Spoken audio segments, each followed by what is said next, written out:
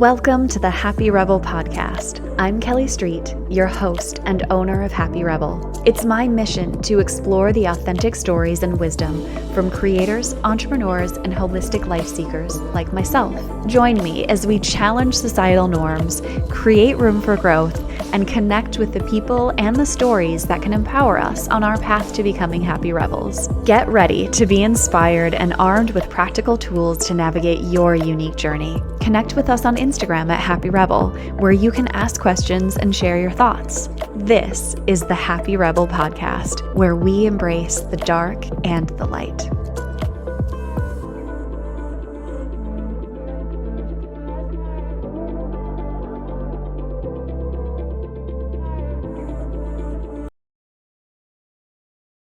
Close or gently rest your eyes and take a deep, cleansing breath. Inhale deeply, and as you exhale, release any tension or distractions. As you breathe in, envision a bright light infusing you with clarity, purpose, and intention. As you exhale, let go of anything that no longer serves you on this journey. In this space, we embrace the duality of life, the light and the dark, the challenges and the triumphs. We acknowledge the growth that often comes from rebellion against the ordinary. As you continue to breathe deeply, know that you are not alone on this path. With gratitude for this moment of grounding and connection, slowly open your eyes, ready to embark on this podcast journey. Welcome, Joey. Oh, Kelly, thank you so much. And I have to say, hundreds of podcasts later, right? I've had the joy of being a guest on literally hundreds of shows. The best start to a podcast I've ever had. I'm feeling so at peace. So thank you for that lovely little opening meditation. Oh, well, thank you. Yeah, I have to say, got it from Rebecca Campbell. If anybody has listened to her podcast, Returning, that was an inspiration. So there you go. But Joey, what would you like people to know about you? Who are you? Oh, that's such a fun and evolving answer. Who am I? I'm somebody who's doing my best to be the best version of me every day. And in the process, trying to figure out what the actual version of me is. I'm a husband, I'm a dad, I'm a speaker, I'm a writer, I am a friend, I'm a sibling, I'm a son. I try to walk through life embracing as much of the experience as possible and hopefully giving back wherever I can, sharing from my experiences, my observations, but then also obviously really learning from others and their experiences and observations and perspectives as well. Wow. I you saying all those things brings to mind for me this have you ever had anybody say to you like, who are you? And then no labels, like drop the labels. You're not this, you're not that. And we're just left with kind of like, I don't know, I'm jelly in a bowl. Yeah. It's like, well, and I think personally, I feel like we're all the labels and we're none of the labels. Right. And so Yes. that's why I throw out some things that are labels, because those are roles I play and they're roles that I like to think I take seriously and I take responsibility for. And at times I'm better in those roles than others. And Hmm. so it's an evolving process for our Canadian friends listening. Yes. Oh, what a process. Um, okay, so I would love for you to kind of lay out a little bit of this timeline that you've had in your life, because I think where you started, even where you started in childhood and where you are now, and you have this beautiful full circle moment that happened a few years ago. Just can you give a little timeline? Yeah. So my life path has been the only one I've known, but as an outsider looking in, I imagine most would see it as pretty crazy / eclectic / bizarre. So, where should I begin? I grew up one of 7 kids in a large Irish Catholic family in a small town in northwestern Iowa. I went to college at the University of Notre Dame, where I studied government and international relations. From there, I went straight to law school at the George Washington University in DC, where I studied international law, litigation, and national security law. While I was in Washington, I had the pleasure of working for the United States Secret Service. I worked in the White House Office of Counsel to the President during the Clinton administration. I worked for the Central Intelligence Agency. Oh my I God. Yeah, What? it's been a really interesting path. I let's see, I graduated from law school. I was a criminal defense lawyer. I was, practicing law mostly in Iowa, but also in DC, and practicing law with a couple of government agencies. Um, I went and taught at the postgraduate level at a college in Western Massachusetts. I ran a division of a promotional products company for a bit. I ran an ad agency for about 15 years. And for the last 10 years, I have been a full-time speaker and writer. So it has been a crazy path that has taken me to 54 countries and counting on all 7 continents, and a miraculous, wonderful journey along the way. Wow.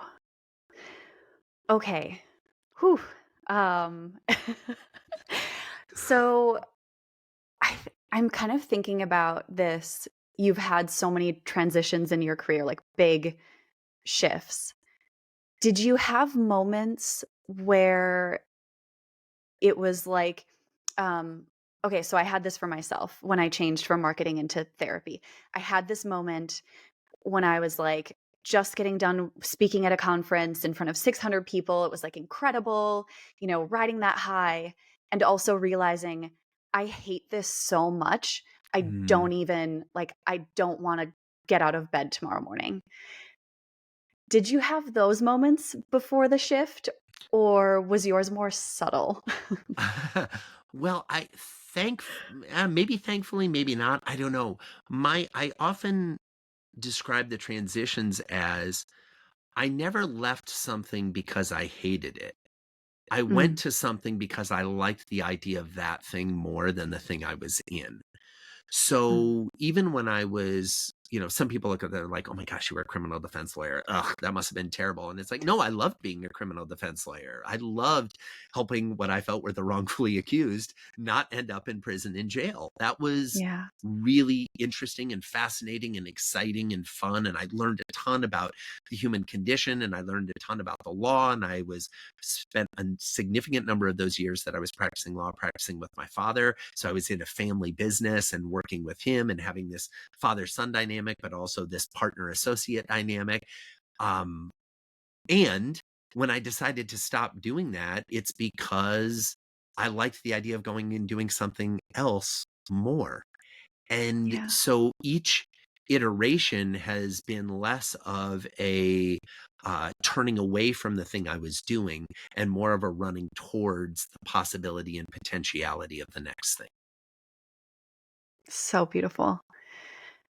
Did you have was there any fear that came up around making a shift or a change? And I will say, I think it's because, especially for me, the lawyer into next thing, when you go through 7 years of schooling with this idea of I'm going to be this, and I think especially I'm married to a lawyer, so, or by You're married to a training. fabulous lawyer. Yeah, just by training. He doesn't actually do it, kind of like you. But when Recovering attorney is what I like to say. First step's you there you go. admitting a problem. There's 11 steps after that. It sorts itself out. There you go. There's this, I think maybe a little bit of a fear for a lot of people of letting go of that identity to move into what's next. Yeah. Oh, I only experience that all the time in every transition and even long after the transitions. But the thing that was a little bit of a security blanket was when I quit actively practicing law, I still stayed a dues paying member of the Bar Association. Yeah. And my theory was, well, worst case scenario, if I go do this other thing and it doesn't work, I can always flip the light switch and go back to being a lawyer. I carried my membership in the bar for almost a decade after my last court appearance, just Whoa. as kind of a security blanket. I When I shifted from running my ad agency to being a speaker full time, one of my good friends, Jim Shields, said to me, well, if you go full time to being a speaker and a writer and it doesn't work out, how hard would it be to go back to running your agency and your experience branding business? And I literally said, it'd be like flipping a light switch. It Mm, would be that easy. And he's like, well, then what's stopping you? And I think for me, the way I pushed past the fear was to acknowledge that I could, quote unquote, step back into the life that I had previously been in if yeah. this life didn't work out the way I had hoped. And I think all too often, and I say this respectfully because I understand the motivation that comes from it, but we have a little bit of this burn the ships mentality. Oh, we're going to start this new thing. We need to torch everything from the past so that we have no way of retreating. Yeah. Um, that didn't work so well for the explorers that burned the ships. Like, it kind of took away a lot of opportunities and kind of forced them, I would posit, to behave in a way that wasn't that great to, oh, I don't know, the indigenous people, the land they were moving into, et cetera, et cetera. When we suddenly take away your outlet or your comfort or your security blanket. And I don't think there's anything wrong with having a place where you go to recharge. I don't think there's anything wrong with having a path that you can walk back and choose a different path, go to a different fork in the road, and then proceed. This mentality, and you're catching me ranting now, so I apologize, but like this mentality of it's always got to be better, it's always got to be more, it's always got to be faster. You've got to be doing the next thing. This year's got to be your best year yet. This year's got to be 10x better than last year. Do. That's Yeah. exhausting. It's Hmm. exhausting. And I don't, I understand, I like to think I understand why we do it. I like to say that I understand some of the benefit that comes from that thinking, because there is some benefit. But I think we grossly underestimate the cost of that type of go, go, go. It must be better. I must be smarter, faster, richer, thinner, fatter, stronger, fill in the modifier next year than I am this year. Maybe we could just begin by celebrating that we're still around this year. Like, that in and of Yes. itself is worthy of a lot of, to me, celebration and acknowledgement. Yes. I was actually just having a conversation with a couple girlfriends this morning about not setting New Year's resolutions Mm, and how not only not setting New Year's resolutions, but just not doing this year end New Year planning that the three of us normally do together. And what goals are you setting? Who are you going to be? What do you want to accomplish this year? And the guilt that I feel over not doing that, and also the freedom that I feel in saying, "Yeah, I might have an idea of what I want by the end of the year, but I'm going to choose to allow it to open up in the time that it's supposed to open up." yeah, I love that. I also, it's interesting, for years, I have seen the start of the year as February 1st, not January 1st. I've heard And somebody else say that. yeah, the reason I've done it is I always had this idea of, I like the idea of looking back over the past year and saying, oh, what worked, what didn't work, what am I thankful for, et cetera, et cetera. And I like the idea of saying, well, what would I like to do going forward? What are some goals or some intentions or some things I want to focus on in the new year? But I didn't like doing that over the holidays when I wanted to Mm, spend time with my family. So years ago, I mean, this is more than a decade ago, I was like, well, from now on, I'm going to see January as the month of reflection and planning. mm, And the year is 11 months, and it starts February 1st and it runs through the end of December. And even when I say the end, it actually runs through like December 20th. And then the last 2 weeks of December are really all about just rest and recharge and quality time and family time yeah. and no agendas and that type of thing. Yeah, because we're tired in January. We're tired, we just made it through the gauntlet of the holidays. We have less daylight. Yep. So we just need to rest a lot more. I I love that spaciousness and that freedom to say, "The year is 11 months. It's fine." Yeah, yeah, it's okay. It's not a problem. And I also think I was just talking to somebody earlier today about, and I'll deviate briefly into like a pure business tactical perspective. They were asking me about, well, how do you think customer experience and employee experience, which are the two areas I work in, are affected by this drive for quarterly results that we see in public companies and everything like that? And I was like, oh, only 100% are they affected. Like it's a nightmare. And if you look to businesses in Japan, most businesses in Japan are operating from a 500-year business plan.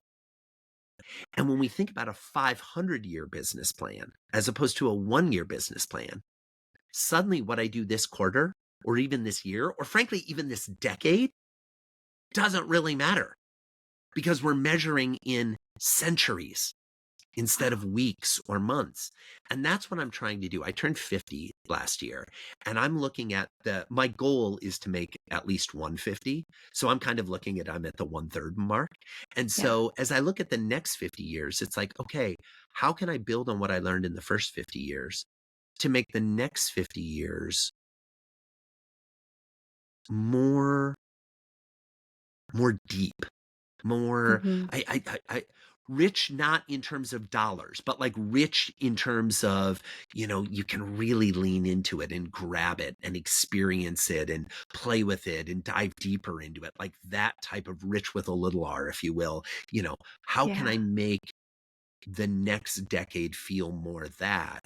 And I think a lot of it comes from stopping running, stopping racing, stopping worrying Mm. about, okay, how quickly can we get this project done? And to your point, allowing the spaciousness for, well, if it takes a month or it takes 6 months or it takes 6 years, okay, like, am I continuing to focus on, and maybe even also realizing that the thing that I thought was going to be really important 2 years ago isn't as important anymore.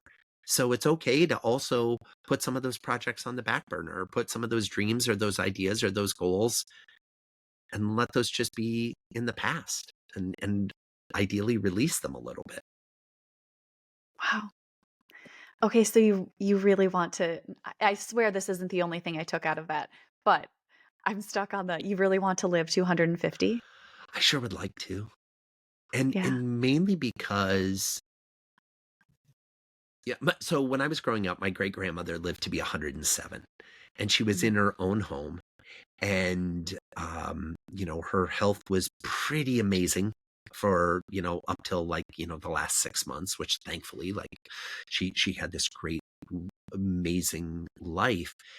And she had this phrase that she always used to say to me when I was a kid. And, I'd be, especially in like high school or college or even law school, when I'd stop and see her when I was home and we'd be talking, and I'd lament some challenge, and she'd be like, "Oh, Joey, the first 100 years are the hardest." And I would just feel like, Yeah. oh my gosh, that's such a great perspective. That's such a great perspective. Yes. Like, you're measuring your life in centuries. Like, that Yes. is different. And so I'm trying to bring some of that type of worldview that she had at 107 into my life Yes. at 50, so that I don't have to wait until 107 to kind of fully release from all of the expectations that either come from others or come from ourselves. I think a lot of Yeah. us, we start out with the expectation of others, and then we kind of reach this point where we're like, oh, enough with the expectations of others. But then we load ourselves up with expectations that are often exponentially more challenging or worse or difficult than the ones that we had from other people. And it's like, oh, I got rid of mom and dad's expectations, and now only I have my own. And it's like, oh, mine are even worse than theirs were in terms of the amount of pressure, the amount of stress, the amount of angst it Yes. creates, or that type of thing. And I think that's a growth opportunity for most of us, if not all of us. Yeah. Well, I've said for a while that I wanna live 205, and I'm thinking now after hearing you talk that I might need to up my game a little bit and maybe I maybe not 150. I'm just I'm not sure we have good enough, preservation Y Techniques for the yes. human body. Yes, I am absolutely hoping that as I continue to age, science and medicine and research are helping to make the version of 150 feel like 50 physically. Mm, yes. That's kind of implicit in my hope, and we'll see if we get there. Yeah. I'm Uh, optimistic. I think we yeah. might. I think we might. I think we might. It's possible. That's what I've heard. I've actually heard that from people who claim to know these things, that children who are born around now will be the ones who live to 150 Yeah. successfully and Y easily.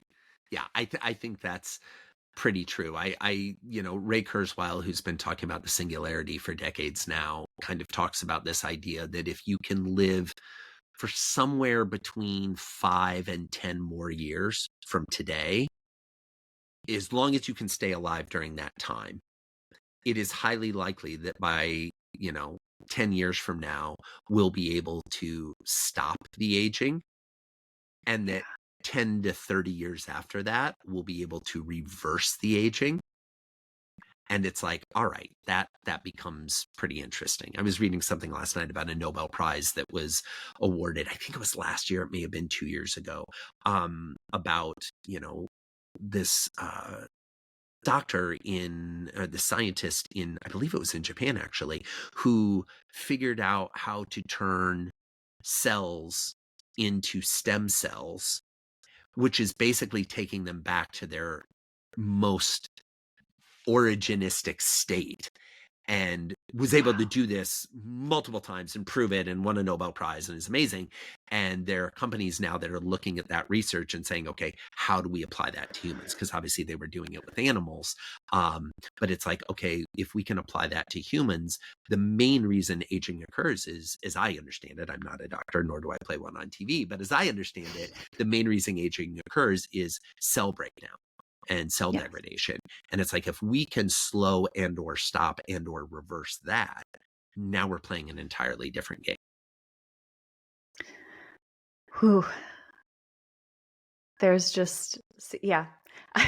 So it's like I don't even really know what to say in response to that because it just feels so big to me and it reminds me of how tiny we are as humans, how tiny we are, Absolutely. like these little specks in the universe. And it's just, and even the idea of fighting for 150 years or like, doing everything we can to get to 150 years, I'm like, oh, you sweet, innocent little humans, like Totally. trying to get your 150 years because this planet's been around for a really long time. Yeah. Yeah. We have trees that 150 years is just getting started. We have Yes. tortoises and animals in the ocean that are like, oh, 150, ha ha ha, I was a teenager at 150 type things. So Yes. yes, I totally agree with you. Yeah.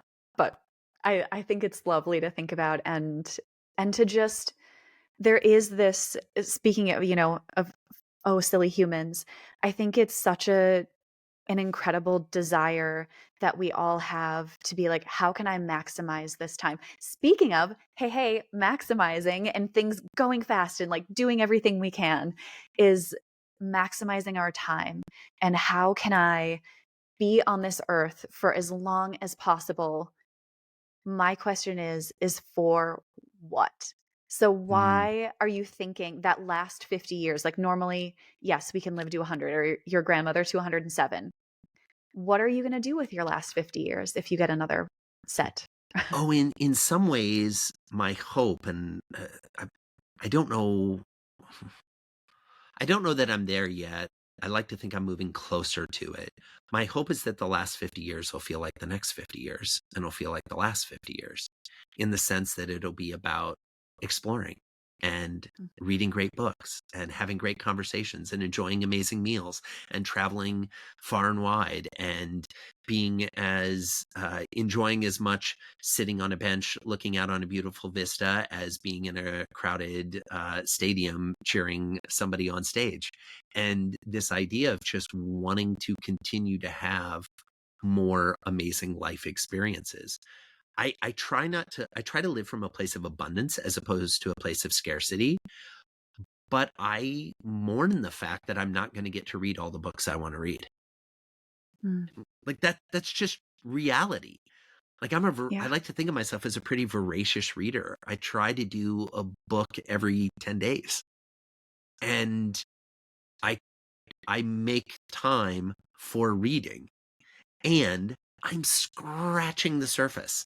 Like, there are entire Yes. genres that I haven't even dipped into that I'm like, my youngest is 8, and he asked me the other day, somehow the phrase Moby Dick came up, and he's like, "Daddy, what's that book about?" And I said, "Oh, it's about a lot of things." Now, mind you, I haven't read Moby Dick yet, but this is me knowing kind of what it's about. And I said, "Well, at a surface level, it's about um, some men hunting for a whale." And he got a little sad and he was like, "Oh, they're hunting it?" I was like, "Yeah, but the whale kind of wins. It's okay. Like, don't feel too bad." And this idea of I've known about this book for decades and haven't made the time to read it. Not because Yeah. I haven't been reading anything, but because there's always a different book that I seem to want to read instead of that one. And Mm. so that's what I hope to do with those last 50 years is read more books, go to more art galleries, see more beautiful things, talk to more beautiful people, and yeah, just try to continue to experience as much as I can. Mm. Well, beautifully said. I'm so glad you actually brought up books because this, while you're talking about extending life and how we can live longer, it always makes me think, every time people talk about this, it makes me think of this, um, not really post apocalypse book, but sort of futuristic book that I read probably 10 years ago called The Declaration. And then it's a series of 3 books in total. But the first book is about this, what happens in the world when people stop aging and when we can take a pill to prevent Mm, aging, and how there's comes this fear of children and of new little ones in the world because we don't really need children if adults can keep right, living for a long time, and right. youth is threatening to those people who are trying to live for 200 or 300 years, and just kind of what happens there. So I think, my thing is always all about like the dark and the light of everything, Yeah, and the, light and the shadow. And it's like, wow, that there is so much beauty in what you said about wanting to live longer. And then I'm like, there, I just can't help myself from being like, but what if that's not good? totally. No, and Kelly, I'm with you 100%. I'm not sure that Yeah. it's a good idea. It's the idea I Yeah. currently have. I might feel differently at 80. I might feel differently at 110. Hmm. And, I had a conversation with somebody who was over 100. This was not my great grandmother, but I had a conversation with somebody who was over 100. And they said, "I'm ready to die." I said, "Wow." I said, "Can you share a little bit more about that?" And they said, "All of my friends have died. All of my family has died. I'm ready to join them." And I thought, I can imagine getting to a point where you're like, "Oh, if all the people I love the most are gone, why do I want to be here?" The shadow side of that is, "Oh my gosh, if all my friends are gone and all the people I love are gone, I hope I'm gone in short order too." The possibility side of that is, well, is that a reason to keep making friends? Is that a reason to Mm-hmm. keep falling in love? Is that a reason to keep building relationships? I would Yeah. posit yes. And so I think, to me, the shadow side of trying to live to 150 is putting off the things you want to do till later. Um, I think a lot of people do this around the concept of retirement. Um, Yes. this idea of, oh, when I retire, I'll travel. When the kids are out of the house, we'll go on that vacation. When blah, blah, blah, we'll do this. And I know more people than not who have gotten to that point and then haven't done the thing because they've either been older and unable to, they've faced Mhm. health conditions, they haven't been as interested anymore, that it doesn't feel as fun anymore. I'm trying to pull as many of the I'd like to do someday things Yeah. into the present as often as possible, because then we also, while my goal is 150, it could be today. We don't Yes. know.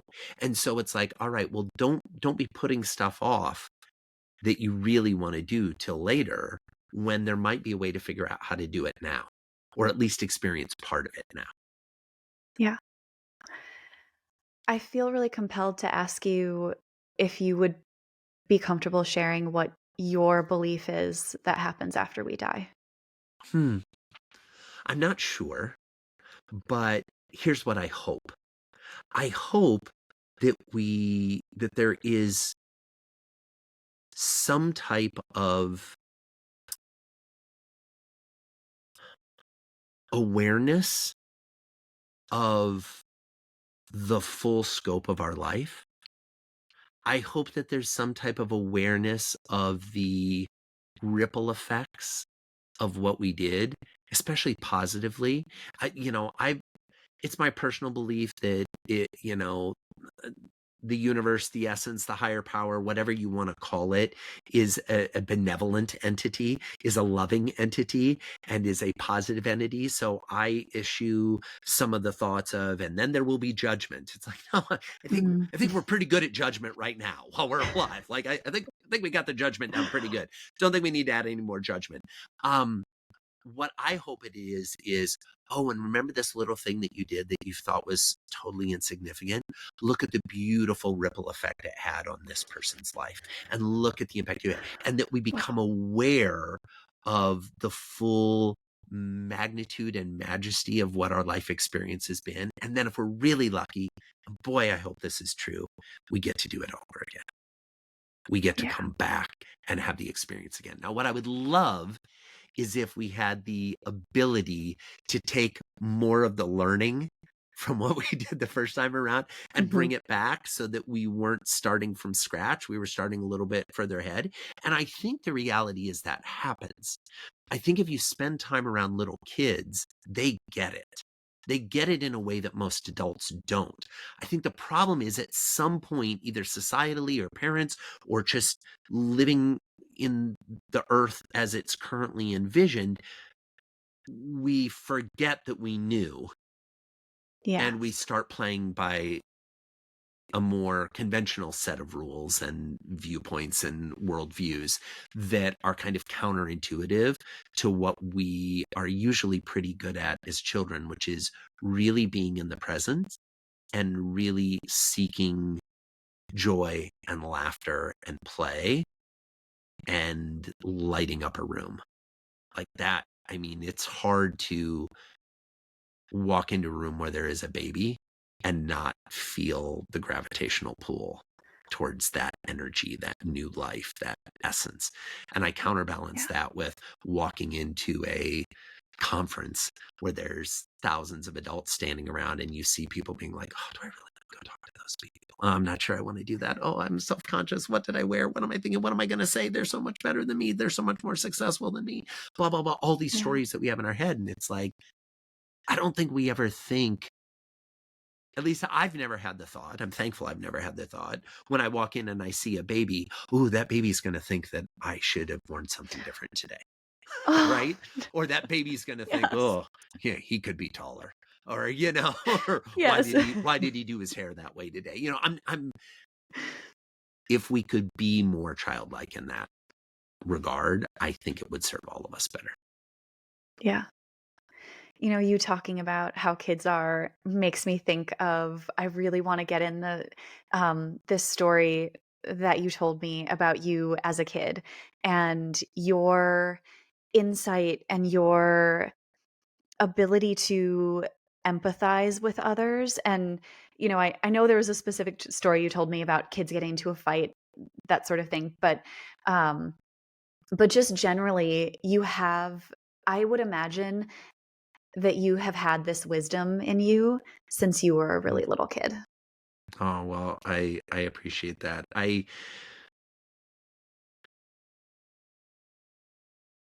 feel like I was very fortunate at a young age to grow up in a loving, supportive household, which I recognize the privilege that I had in doing that, or as much as one can recognize the privilege when they've had the Yeah. privileged experience. So, um, but I think one of the things that happened to me as a kid that my wife and I have tried to model with our boys is having the full conversation as Mm. opposed to the kid conversation. Now, let me be very clear.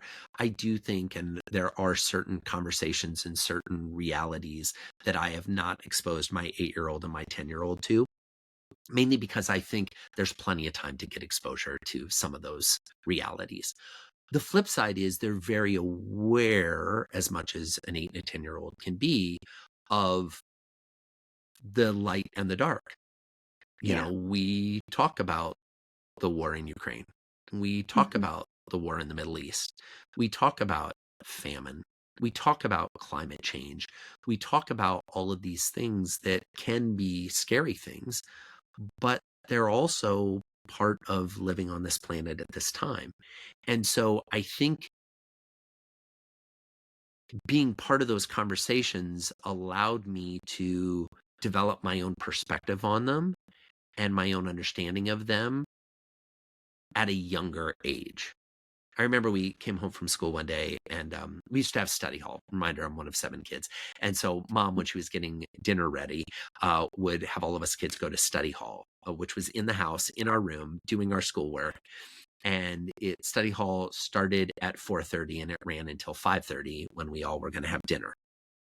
And one day I didn't have any homework.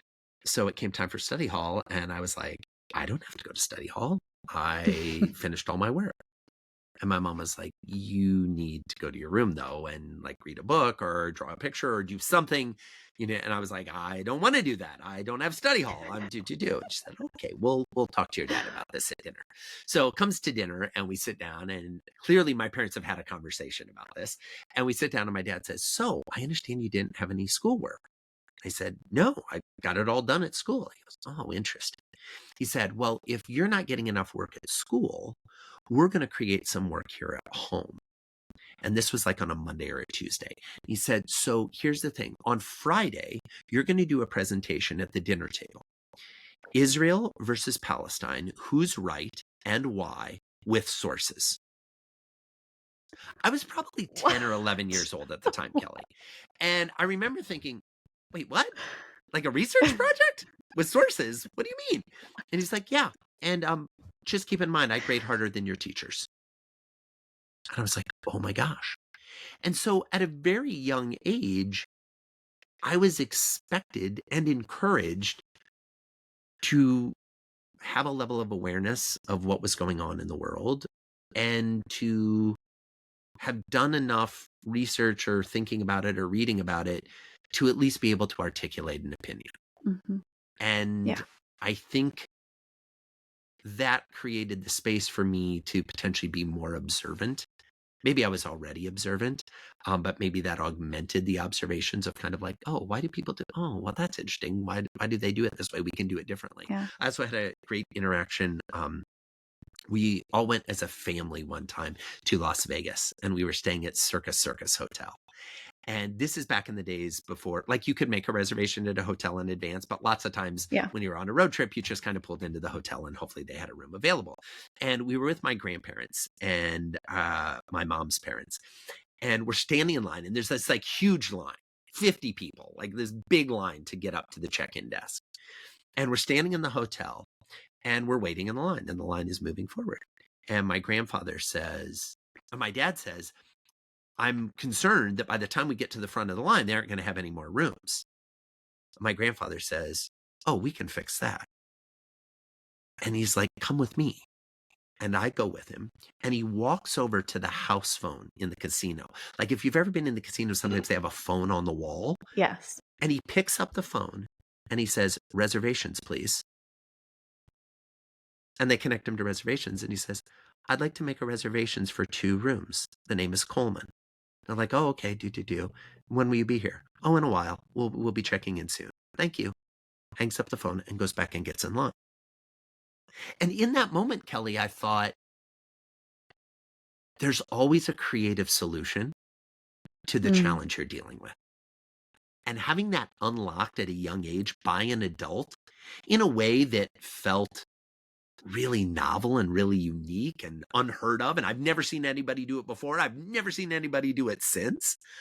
It was like, oh, there's always an opportunity to try it a little differently. Amazing.